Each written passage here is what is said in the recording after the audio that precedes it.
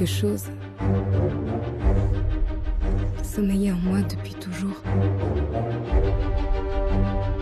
Ça s'est réveillé. Et j'ai besoin d'aide.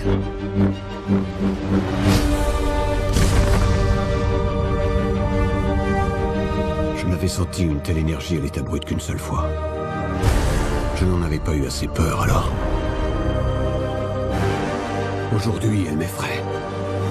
Salut à tous, bienvenue dans l'Entre des Maraudeurs. Nous sommes là cette semaine donc avec Bertrand dans un nouveau format d'émission où nous allons théoriser aujourd'hui. Nous n'allons pas analyser justement films, livres ou autres univers. Nous allons théoriser du coup sur donc des théories de Star Wars 9. Mais avant tout, salut Bertrand. Salut tout le monde. Du coup, est-ce que ça te plaît d'ailleurs Star Wars 9? Est-ce que ça te parle? Est-ce que ça t'intéresse? Bien écoute, on va le voir un petit peu plus loin dans l'émission. À la base, voilà, moi je suis toujours en train de digérer le Star Wars 8, etc. Je suis pas non plus, il y a bientôt Solo qui sort. J'étais pas non plus surexcité, on va dire. Et puis sont sorties ces fameuses théories dont on va parler tout à l'heure. Et là, j'avoue, parce qu'on va faire que relayer et en parler, et là, j'avoue que depuis ces sorties-là, ça m'excite un peu plus, ouais. Donc on va vraiment analyser ce qui a été fait. Donc, alors pour vous donner un petit peu le format de l'émission, donc on va vous remettre dans le contexte, savoir ce qui s'est passé en gros dans Star Wars 8 et où est-ce qu'on va reprendre. Dans un second temps, on va remettre les bases. C'est une théorie qui revient régulièrement, donc c'est où est-ce que ça se passe, quand ça se passe, comment ça se passe. Ensuite, des théories en pagaille. Du coup, je vais te présenter quelques théories et Bertrand va nous dire si oui ou non il veut s'arrêter dessus et en parler ou pas du tout. On éjecte rapidement parce que ça ne sert à rien. Ensuite un petit Rey versus Kylo. Donc en fait je vais te mettre dans il y a des situations et tu vas me dire si c'est possible, pas possible, qu'est-ce qu'on en fait justement de ces théories là. Okay. Et ensuite on va revenir sur, alors c'est pour ça qu'on fait ce podcast sur les théories Star Wars 9.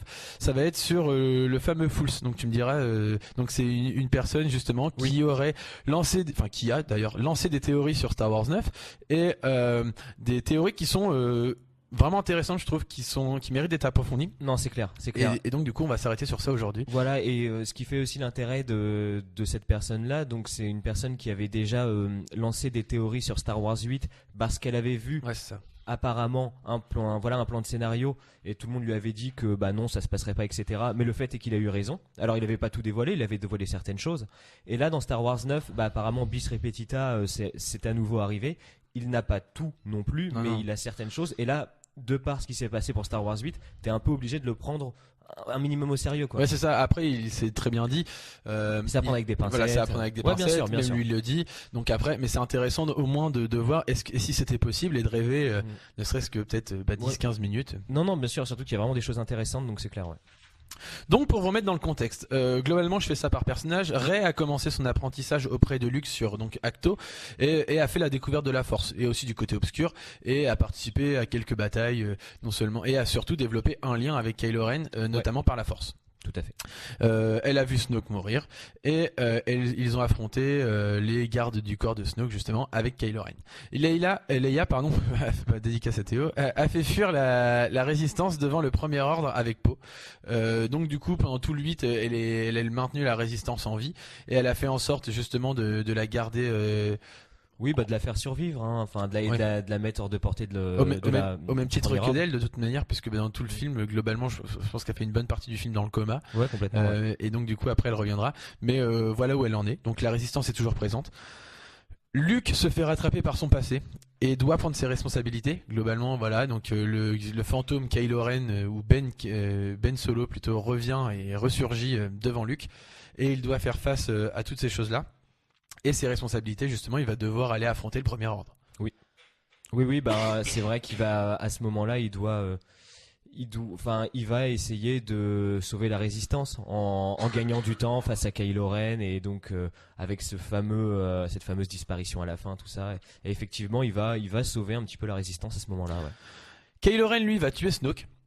Il va surtout longtemps dialoguer avec Rey, donc très régulièrement, et veut en terminer avec les Jedi et les Sith. Oui, complètement. Lui, il veut mettre fin à toutes ces vieilles choses, comme il dit, ouais. Et Hux, donc le général Hux, perd sa place au niveau du Premier Ordre et se fait dominer par Kylo Ren et va devenir plus ou moins son second, mais va surtout agir dans l'ombre de Kylo Ren au niveau du Premier Ordre.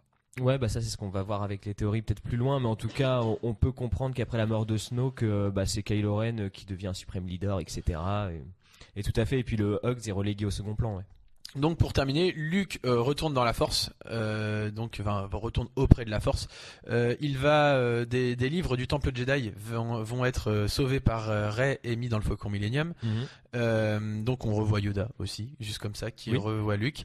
Et est-ce que j'ai oublié quelque chose sur Star Wars 8? Je crois que et on voit aussi donc des personnes pouvant être en capacité à agir avec la Force, notamment l'enfant qu'on voit dans la dernière scène avec le balai. Ouais. On voit que ça existe, qu'il y a des personnes qui sont encore attirées et qui ont justement cette puissance en eux.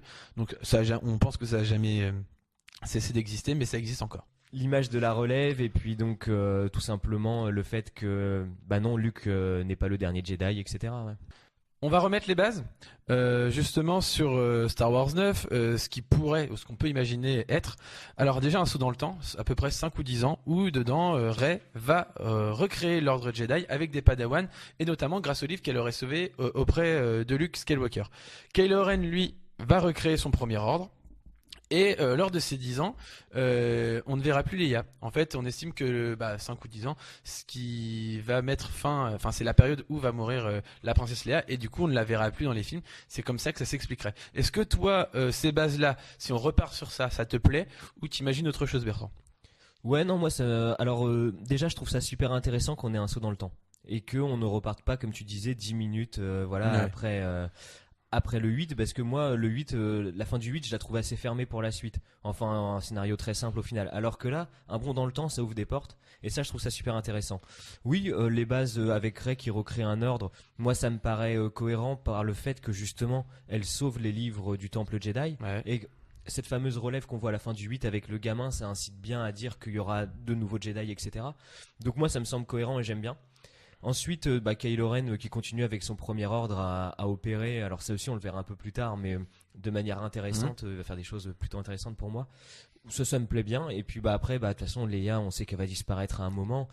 Alors je crois qu'il existe un scénario dans lequel elle serait quand même dans le 9. Alors du moins, c'était prévu à la base. Ouais. Ça, c'était prévu à la base. Et puis voilà. Maintenant, ouais, moi j'aime bien. Ouais. Alors moi, il y a quelque chose qui me perturbe quand même dans tout ça.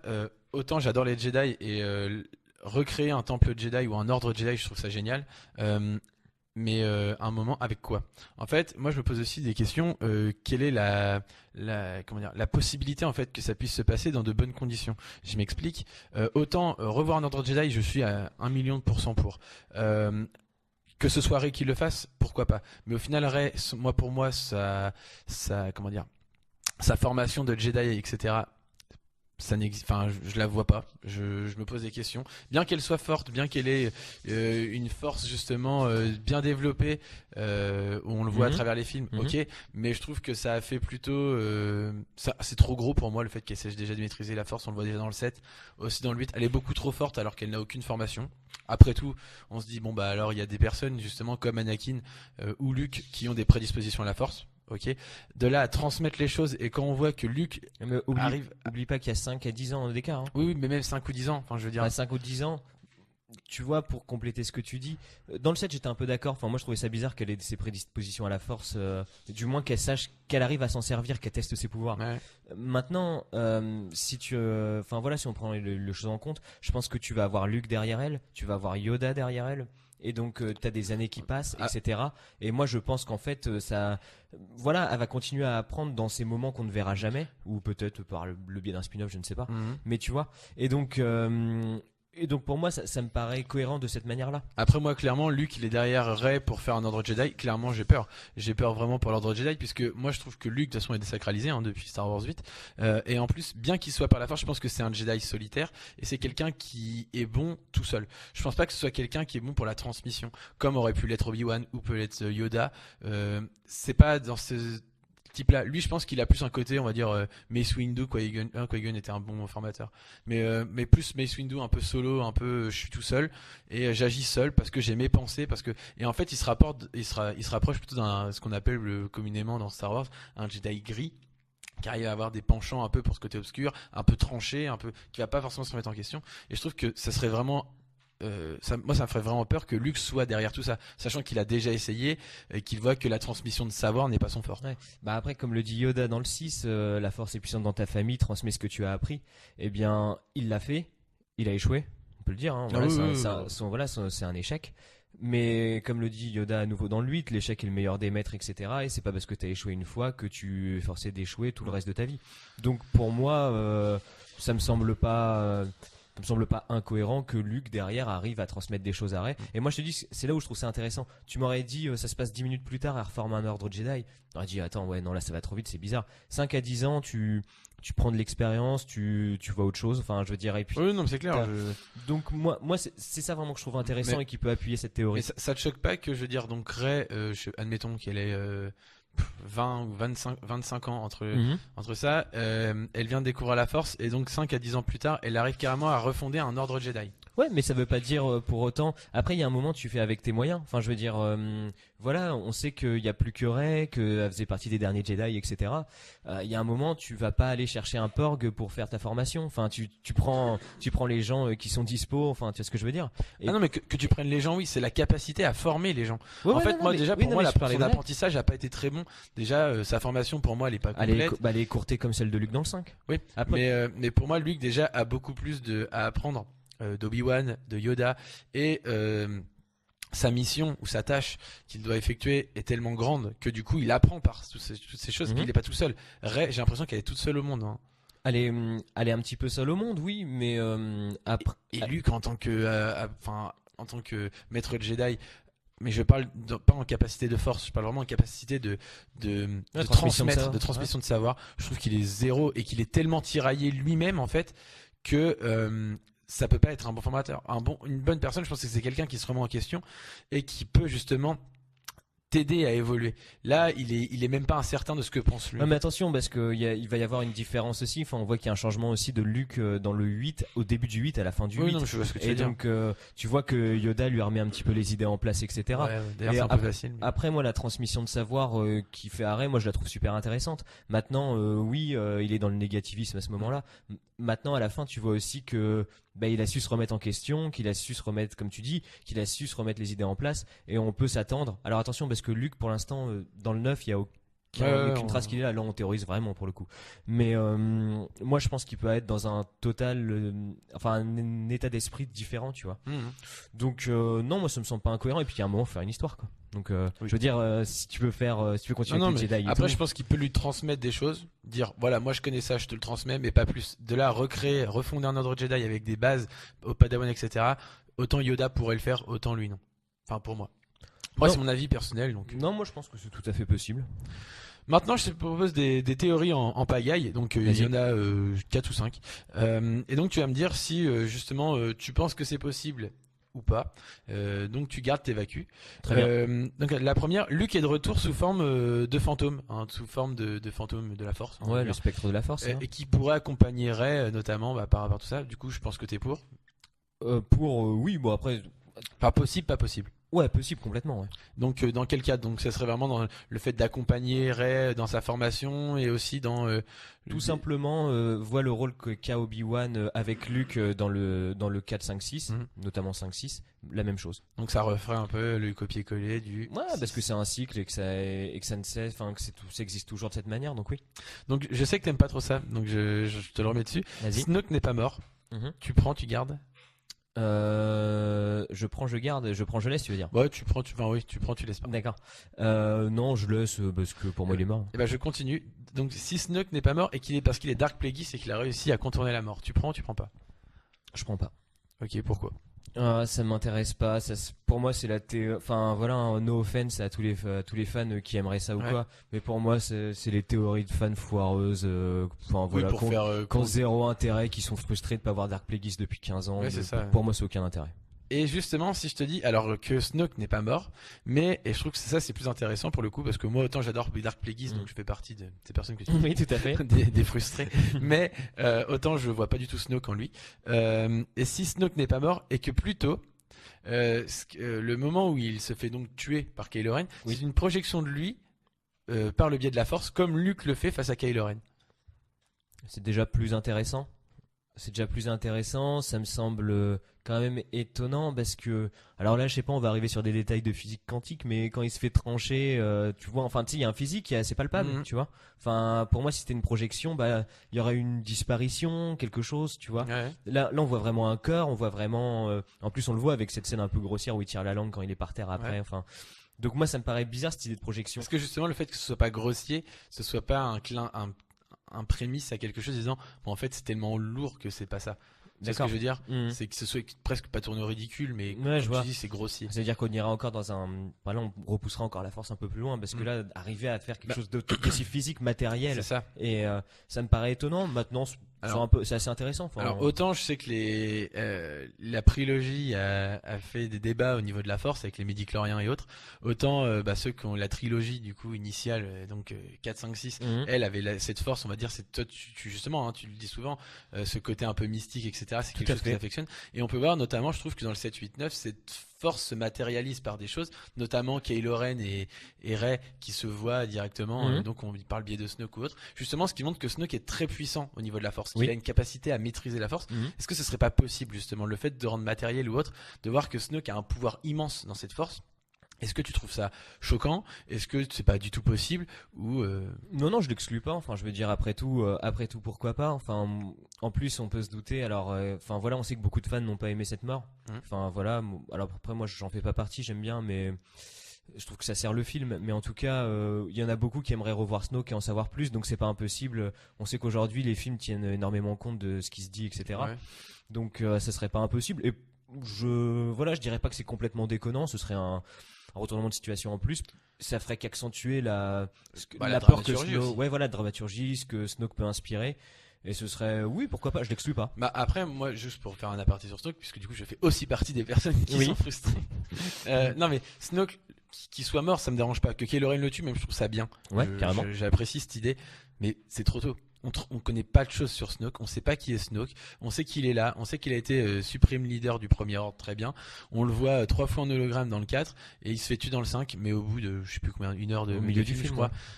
C'est pas possible. Enfin, ce que je veux dire, c'est que en tant que grand méchant, enfin, je trouve que le personnage, il y a pas d'histoire en fait. Il a pas d'histoire, on le connaît pas. Et pour moi, du coup, on doit en savoir plus, tout simplement. Après, bon, je l'ai déjà dit plus d'une fois. Enfin, on l'a déjà discuté plus d'une fois. Mais est-ce qu'il a plus d'histoire que Palpatine dans le 6? Est-ce qu'il a moins d'histoire, plus d'histoire? Mais Palpatine, il existe sur, on va dire, alors il existe au moins sur 2 films. Le problème, c'est de la manière dont il tue. On voit que comment dire, c'est long. Ça arrive en fin de film. C'est parce que c'est un cycle en fait. Enfin, comme tu dis. Non, mais oui, parce que ça arrive. Il meurt à la fin de la saga. C'est ça. Mais pour autant, il meurt à la fin de la saga, donc peut-être qu'il y a un côté où les gens sont moins frustrés. Mais en attendant, on le voit pas beaucoup plus. Mais Palpatine, c'est-à-dire, non, on le voit pas beaucoup plus, mais tu le vois. Il a créé un empire qui est déjà, tu comprends ce que c'est l'empire, hein, alors que le Premier Ordre aujourd'hui on a encore du mal à comprendre, surtout que leurs bases à chaque fois sont à peu près détruites, hein, donc l'empire lui a avancé, bien qu'il y ait les bases sidérales, surtout la première du coup, donc l'étoile noire a été détruite par Luke du coup.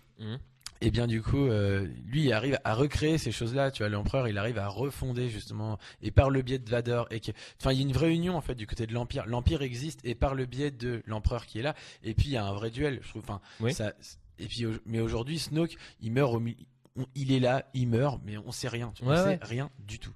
Non, bah c'est sûr. Alors après, je précise parce que les gens vont se dire quoi, Palpatine, on en a vu plus. Évidemment, on se remet dans le contexte de la première trilogie dans ces années-là. Voilà. Après, voilà, moi je trouve que l'histoire elle est sur vraiment Rey Kylo Ren et que tu vois, t'as pas besoin de choses en plus. Mais moi je trouve que je trouve que tu l'avais quand même autant dans le 1, 2, 3, 4, 5, 6. T'arrives à avoir les personnages, enfin c'est tout bête, mais Han Solo et Lando Calrissian ont une histoire, on le sait. Chewbacca, bon alors du coup on sait qu'il y a aussi une histoire avec Han Solo qui se connaissent depuis des années.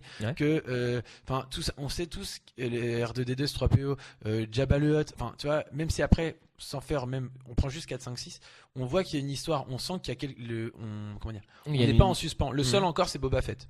Boba Fett, tu vois, tu sais pas trop, il est là, il meurt. Bon, après parce que le 1, 2, 3 a voulu le remettre en question, mais ce que je veux dire c'est que je trouve que dans celui-là, il y a beaucoup trop de points d'interrogation sur énormément de personnages. Ouais, mais alors après, il y a des points d'interrogation certes, maintenant je pense que c'est quelque chose qui va être développé à long terme, enfin à long terme, il reste un film.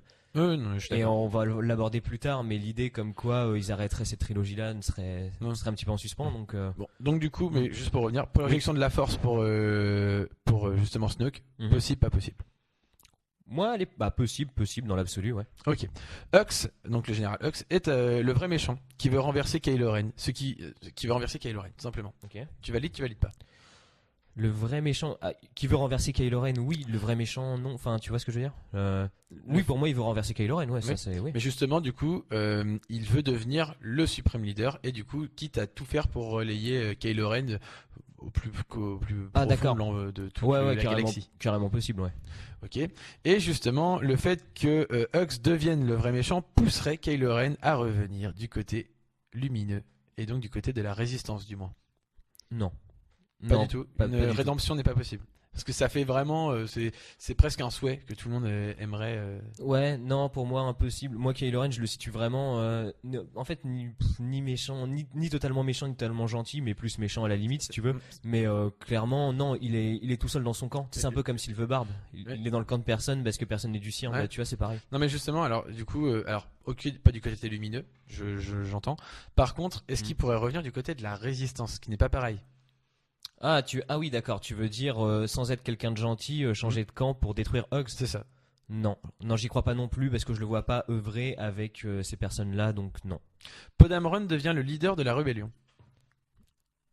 Ouais, ça c'est possible. Ouais. Ouais. Bon après clairement qui d'autre? Enfin après à moins qu'on nous réponde un personnage comme ça qui n'existe Bah, pas. en général, c'est toujours un personnage féminin. Enfin, souvent. Oui, tu sais. souvent. Donc Mais, ça serait le premier. Mais ouais, là où je trouverais ça intéressant, c'est que dans le 8, il apprend, comment dire, un peu à diriger, enfin ce qu'elle pouvait, parce que tu sais, dans le 8, t'as Leia qui dit, c'est pas comme ça qu'on dirige la résistance, etc. On peut pas foncer tête baissée, et il apprend un peu de ses erreurs, et notamment sur Crait dans la bataille, où il dit à Finn, non, fais pas ça, parce que machin. Enfin, tu vois, tu sens qu'il a réfléchi, il a pris un petit peu de plomb, petit plomb dans la cervelle, donc ouais, ça pourrait être logique, ouais. Ok. Et la dernière théorie en pagaille, Phasma n'est pas morte. Bien que dans les bonus, on la voit clairement prendre un tir de blaster de Finn, je crois. Non, on laisse. De toute façon, Phasma, bon, enfin. Bah Phasma, elle est bien, elle est classe. Elle est bien dans Game of Thrones, quoi. Mais non mais ce que je veux dire c'est que ce personnage Phasma, ça reste pareil, mais encore une fois une question. Il existe, il est là, c'est un général très bien, mais je trouve qu'elle fait beaucoup de choses. Enfin, elle a énormément de charisme, mais dans le film, Ouais, non, c'est un flop. Ouais, dans le film, clairement, elle est un peu tournée en ridicule presque. Ok. Mais non, je laisse. Tu dois choisir, donc du coup on part sur Rey versus Kylo Ren, et D'accord. donc du coup il y a des théories de fans qui prennent le dessus sur internet, et donc celle qui revient le plus, il y en a 3, et tu vas me dire laquelle tu devrais choisir, donc toi tu Très dois bien. produire le 9, hein, et tu vas choisir celle-ci, et pourquoi. Tu as la première, Rey tue Kylo Ren. Du coup, c'est parce que Kylo Ren du coup va devoir mourir, qu'il ne peut pas, elle peut pas continuer ainsi, il lui met trop de bâtons dans les roues ou autre. D'accord. Rey ramène Kylo Ren du côté lumineux. Mhm. Alors pourquoi ça sera à toi de le trouver. Ou Rey est la sœur de Kylo Ren. Moi, Sachant que ce sont 3 théories qui sont vraiment bien développées justement sur internet et que beaucoup de fans relaient régulièrement. D'accord. Non, moi je reste sur la première. Rey tue Kylo Ren. Un bon coup de sabre, bien fait, vite fait, tu vois. Mais oui, Rey tue Kylo Ren, moi c'est le que je préfère. Le coup de la sœur, j'y crois absolument pas. Enfin, pour moi, la réponse des parents de Rey est donnée dans le 8 et personne ne reviendra dessus, je pense. Après, voilà, je suis pas la science infuse et on sait pas. Hein. Mais non, moi je préfère la première, tout simplement. Ok. Du coup, maintenant, on va passer sur ce qu'on vous disait dès le début, les théories de Fools. On attaque le gros morceau. C'est ça. Donc, Bertrand, avant tout, Oui. je compte déjà sur ta capacité à écouter et à rebondir sur toutes ces choses.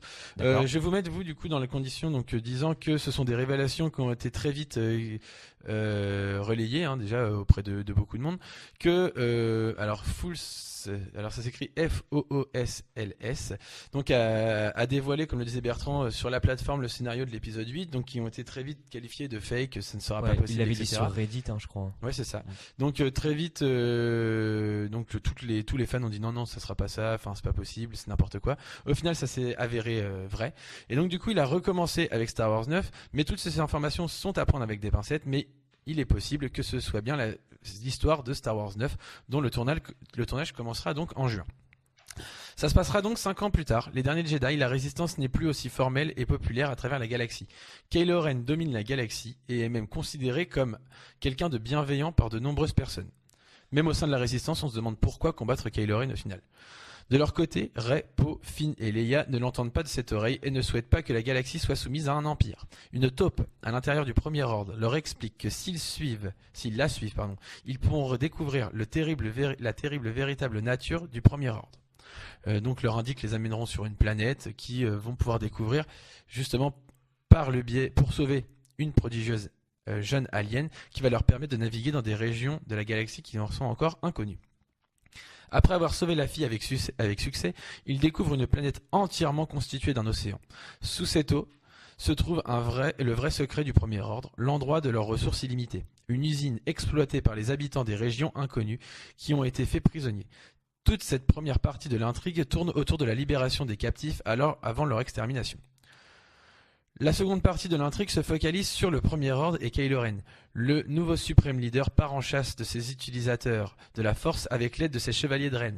Kylo souhaite découvrir qui est la taupe, qui a révélé l'existence de la planète Océan au Premier Ordre. À la fin du film, on découvrira que c'est Hux qui est à l'origine des fuites. Il souhaite une révolte du peuple contre Kylo Ren afin de renverser et prendre le pouvoir à son tour. Au milieu de toutes ces péripéties, et c'est là où ça devient le plus intéressant, Ren et Kylo entretiennent toujours leur conversation à travers la Force. Ils peuvent même désormais vraiment se matérialiser devant l'autre. On va doucement apprendre qu'ils s'aimaient secrètement. La grosse révélation du film est que Rey a été enceinte de Kylo Ren. Gros suspense. Enceinte. Et que l'un de ses padawans est l'enfant. Kylo Ren est tellement furieux en découvrant cette histoire qu'il va presque tuer Rey. Cette dernière sera finalement sauvée par Leia. L'épisode 9 ne sera pas le dernier épisode comptant les exploits de Rey et Kylo. Disney aurait abandonné l'idée d'en en faire qu'une seule trilogie. Pour le moment, Luke n'apparaît pas ou son apparition est top secrète. Et DJ, donc comment il s'appelle Donc Benicio del Toro, je crois. Exactement, sera de retour dans l'épisode 9, mais on ne sait pas comment. Donc l'utilisateur de Reddit dit lui-même que ces informations sont à prendre avec des pincettes, mais que l'idée générale du film est là, l'enfant secret et le Premier Ordre dans un état florissant. Voilà en gros la théorie qui est revenue dessus. Donc Bertrand, toi ton avis? Alors on va revenir sur des points. Ouais, on fait point par point, ouais. Voilà. Kylo Ren domine la galaxie et est même considéré comme bienveillant avec de nombreuses personnes. Moi je trouve que franchement c'est quelque chose de bien. Pourquoi? C'est que pour la première fois il n'y a pas un vrai méchant. Enfin on est plus tiraillé en fait entre ce côté bon et mal. Et je pense que c'est une tendance qui se développe de plus en plus dans la culture populaire. C'est qu'aujourd'hui le bien et le mal c'est juste une question de point de vue. Et qu'au final c'est des idéologies, voilà, chacun va trouver son camp. Et je trouve ça bien justement, alors pas une sorte de rédemption, mais que on fasse accepter aux personnes aujourd'hui grâce à un pouvoir que ce que l'on fait est bien à travers la galaxie. Et moi je trouve que cette idée est plutôt bonne.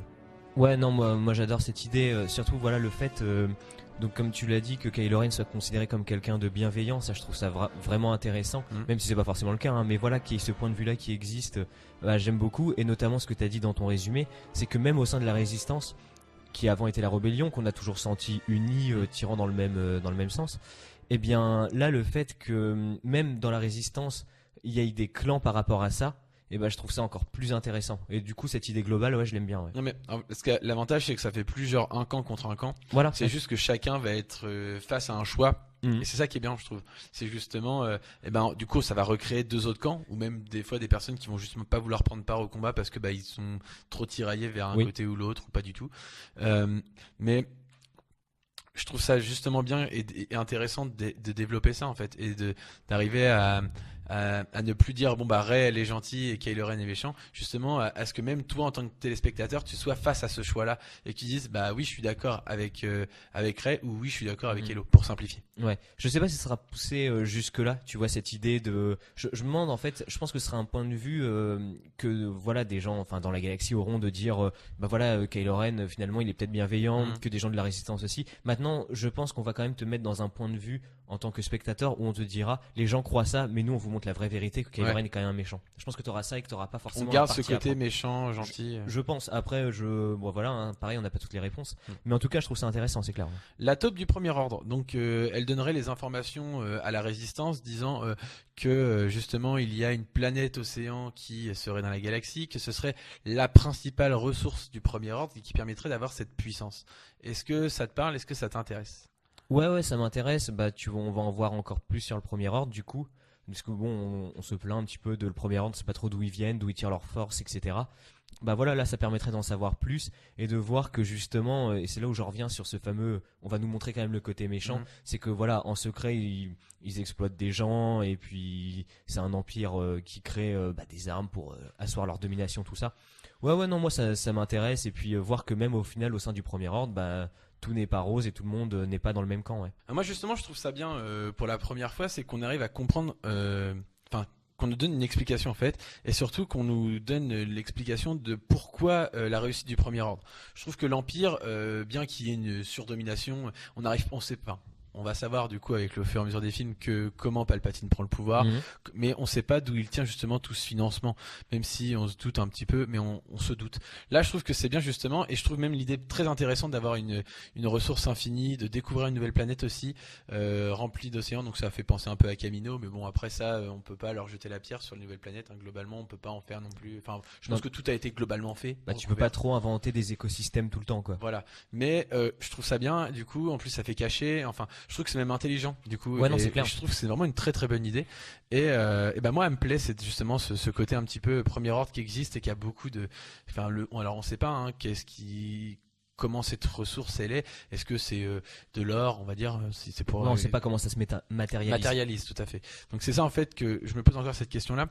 Je pense que c'est quelque chose de puissant. Hein, donc je pense que ce qu'on nous a montré notamment, alors c'est toi Bertrand qui va le dire parce que du coup j'aime pas ce moment, oui. Mais dans le 8, tu sais quand Finn avec Rose ils vont sur les sortes de lévriers géants. D'accord, donc à Canto Bight. C'est ça. Je pense que si on nous a montré ça aussi, c'est pas pour rien. Et ça pourrait montrer aussi le financement, tu vois. Ouais.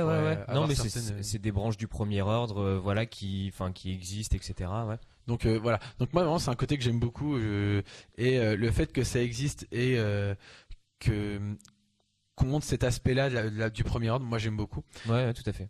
Et que ce soit Hux justement qui soit la taupe. Alors moi par contre là je suis un peu plus tiraillé. Pourquoi pas? Mais enfin. J'ai du mal encore à me positionner par rapport à ça. Toi Bertrand? Non, moi je trouve ça intéressant et on en a parlé un petit peu plus tôt. Mais en fait, je trouve ça intéressant que ce soit la taupe parce que ça montrerait que Hux, déjà, on lui donnera un peu plus d'importance. Ouais.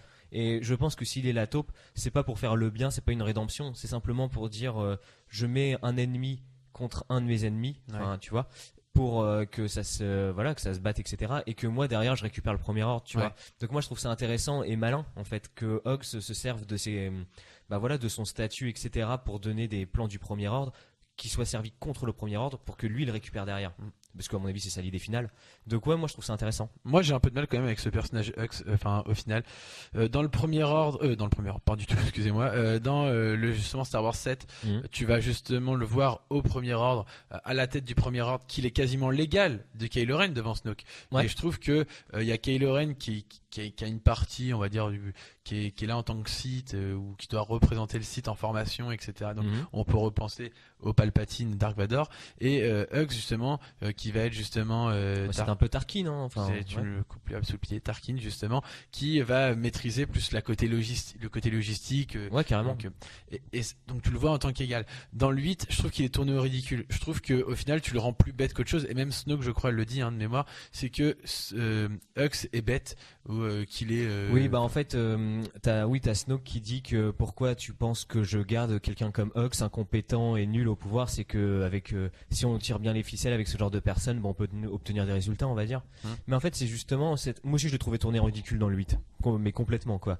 Mais ce qui pour moi justifierait cette idée dans le 9 qui soit la taupe, parce que vengeance, parce que tu vois. Mais s'il se rend compte en fait qu'il a été tourné au ridicule, pour moi elle en a pas conscience, et autant dans le 7 il a de la prestance et du coup tu dis il doit être un petit peu, s'il est pas là c'est pas par hasard.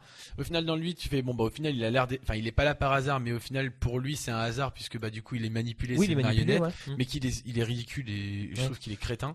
Et dans le 9 au final du coup, alors j'espère qu'ils vont le garder en mode crétin, que c'est juste débile de l'avoir mis là, et que le Premier Ordre se fera avoir sur ce point de vue là, sur ce plan là, juste parce que ils ont gardé quelqu'un de crétin, et qu'ils auraient peut-être mieux fait d'avoir quelqu'un de plus intelligent, mais au moins qui soit de leur camp plutôt que quelqu'un qui soit plus dans la réaction. Ouais. Après je sais pas s'il est totalement crétin, tu vois, mais en tout cas mais dans le 8 il est tourné en ridicule, c'est clair.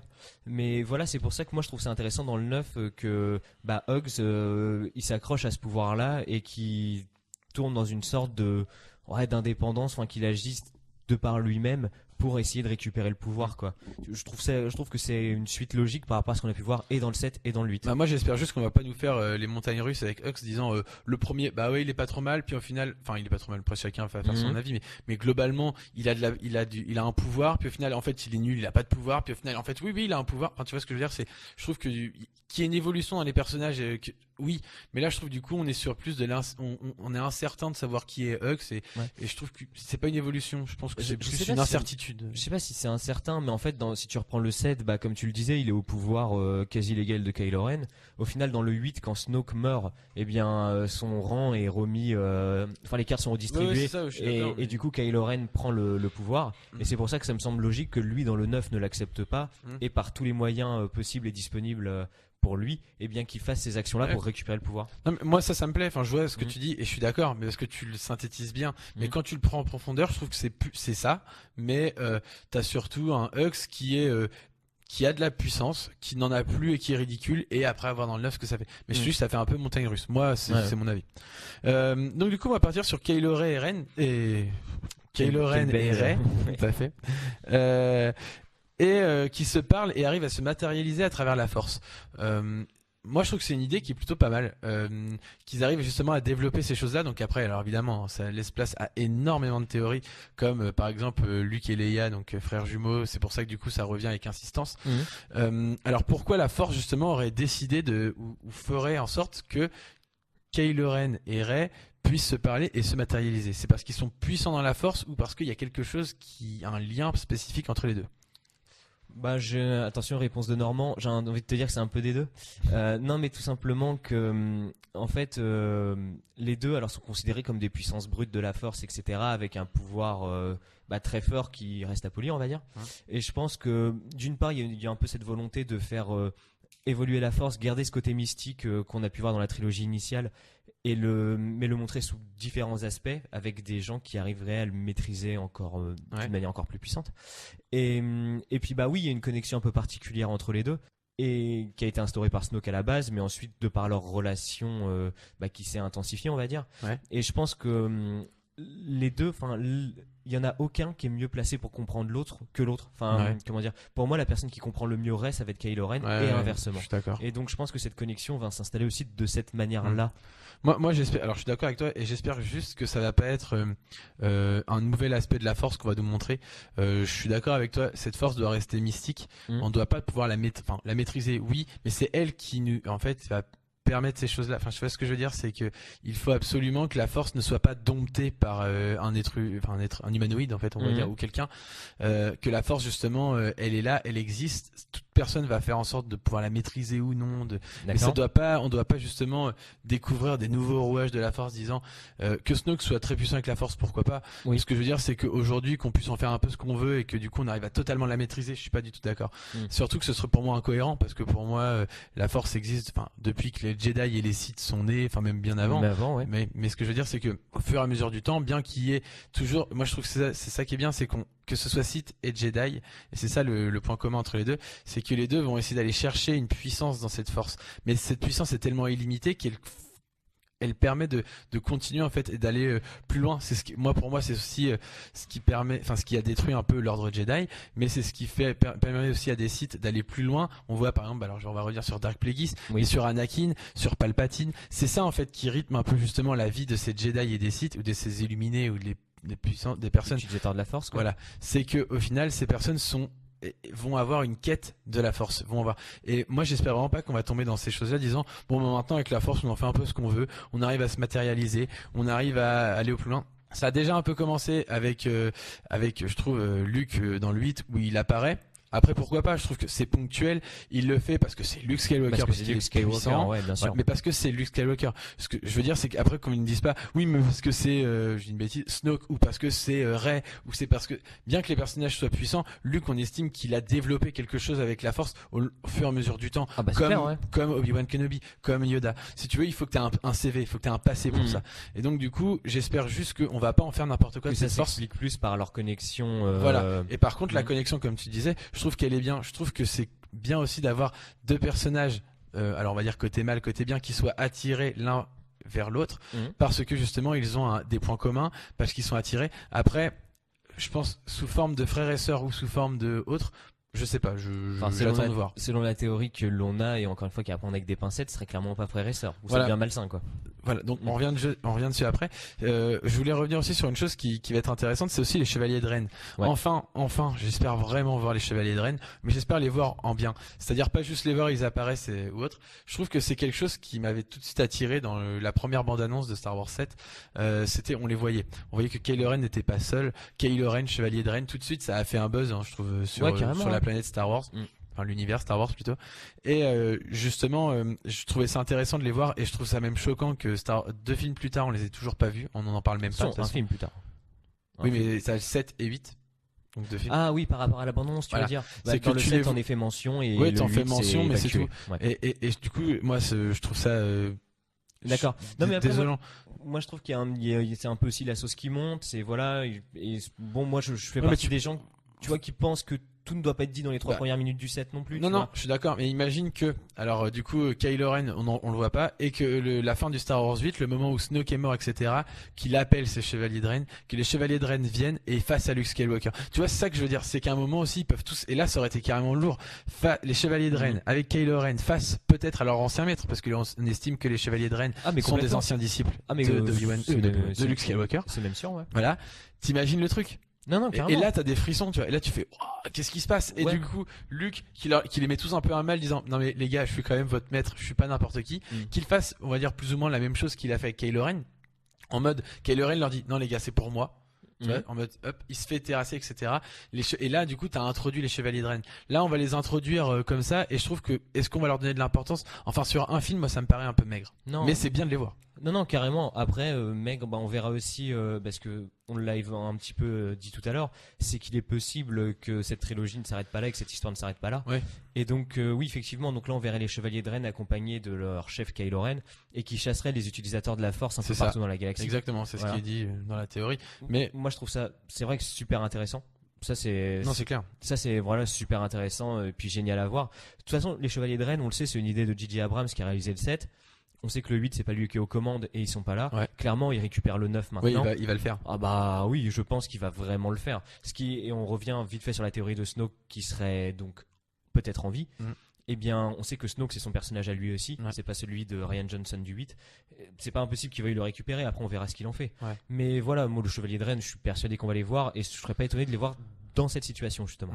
Et surtout que je trouve qu'il y a un vrai potentiel avec les Chevaliers de Rennes pour plein de choses, mais il y a un vrai potentiel à développer justement à travers Star Wars. Un jour aussi, il faudrait qu'on s'arrête sur pourquoi changer de réalisateur en pleine trilogie et qui ça ne se suit pas et qui donne des incohérences. Ça c'est étonnant, mais comme on disait, enfin nous voilà, avant que le 7 sorte, on se disait que eux avaient écrit les grandes lignes 7, 8, 9 et que le scénario était déjà fait et qu'il y avait maintenant il suffisait plus qu'à couper et puis faire 3 films. Ce qui est pas du tout le cas, ils les prennent au cas par cas pour différentes raisons, notamment s'adapter un petit peu peut-être aussi aux demandes des fans, je sais pas. Ouais, je pense qu'il y a de ça. Il y a de ça. Et notamment, alors il y a un truc qui se développe, parce qu'il y a des Reylo, ça s'appelle, donc Rey et Kylo Ren, voilà, qui est qui est un hashtag qui beaucoup de gens veulent voir les deux ensemble, d'une manière amoureuse, je parle. Et donc voilà, il y a peut-être aussi cette adaptation qui a été faite comme ça. Maintenant, c'est vrai que changer de réalisateur, ça me paraît étonnant. Maintenant, 4, 5, 6, c'est pas les mêmes réalisateurs, 1, 2, 3 non plus. Enfin, tu vois, ça a toujours été. Oui, bizarrement. Mais tu regardes bizarrement, ça se suit. Et après, je pense que le 1, 2, 3 et le 4, 5, 6, c'est parce qu'il y a des sauts dans le temps. Donc, ce qui permet de mieux expliquer les choses, mais t'as une certaine cohérence. Je trouve que là, clairement, entre le 7 et le 8, moi, la cohérence, j'ai vraiment du mal. Non, mais de toute façon, les deux réalisateurs n'étaient pas d'accord sur certains points et on l'a bien vu. Mais en tout cas, voilà, pour revenir sur ces Chevaliers de Rennes, je suis persuadé qu'on les verra dans le 9, qu'on les verra dans cette situation avec Kylo Ren chassant ces utilisateurs de la Force. Surtout que Kylo Ren le dit dans le 8. Voilà, marre de ces vieilles choses, faut tout détruire, faut tout raser. Et donc ça expliquerait aussi cette quête de tuer un petit peu tous ces potentiels Jedi ou Sith. Et une chose que j'espère aussi beaucoup, et donc là c'est ma propre théorie, c'est je pense qu'on nous a frustré d'une chose, c'est de sabre laser, de combat au sabre laser, on en voit trop peu pour un Star Wars. Quand on voit maintenant le succès que ça peut avoir auprès de la culture mondiale. On parle de Star Wars, on pense tout de suite à un sabre laser, un Jedi et un Sith. Le fait que t'en vois très peu dans le 7, quasiment pas dans le 8, où voilà, on nous met un peu en appétit avec le combat qui est le Ren Rey. Je pense que si J'ai dit bien si on nous a pas donné autant de combats sabre laser, c'est uniquement pourquoi c'est parce qu'il va y avoir un très gros combat dans le Star Wars 9. Ah oui, non, J'en c'est suis clair. persuadé. Ah ouais, mais ouais, non, moi aussi, mais j'en pas suis genre combat Obi-Wan Anakin, beaucoup plus que pour moi ça va être un combat Kylo Ren et Chevalier de Ren contre des Padawan, pourquoi pas de Rey. à voir. Après, moi, je les imagine très jeunes, les Padawan de Rey. Oui, moi aussi. Donc, Mais voir, il y aurait quelque chose qui va arriver. Il va y avoir Rey contre tout le monde, j'y crois pas. Parce que Non, Rey logiquement, elle perd. Après, Logiquement, ouais, après, ouais, bien sûr, elle a ouais. bien réussi au bout de 2 jours de sabre laser à contrecarrer un site donc dans Star Wars 7. Mais voir, mais ça serait intéressant d'avoir un combat mais bien badass en mode genre 7 contre 7, c'est parti. T'en auras un. Après, je vois pas un truc aussi épique que ça en termes de nombre. Un gros combat, quelque chose qui dure un petit peu longtemps, qui a une vraie intensité, machin. Ouais, j'en doute pas. Maintenant, un truc à 7 contre 7, je sais pas. Maintenant, pour moi, le combat de sabre laser, il n'a d'intérêt que s'il y a une histoire derrière, tu vois. Et pour moi, si on avait foutu des combats à toutes les sauces comme ça dans le Non, mais 7 t'avais de l'intérêt partout, on a plein. pas forcément. Moi, je trouve pas. Moi, je trouve que t'aurais pu voir, mais pour moi, il faut qu'il y ait vraiment une histoire entre les personnages quand ils se battent. Pour moi, un méchant qui se bat contre un gentil juste au sabre pour dire on se bat, ça m'intéresse pas. Tu vois ce que je veux dire. Pas en voir, non, mais ce que je veux dire, c'est que du combat au sabre laser pur et dur, en fait, on voit trop peu.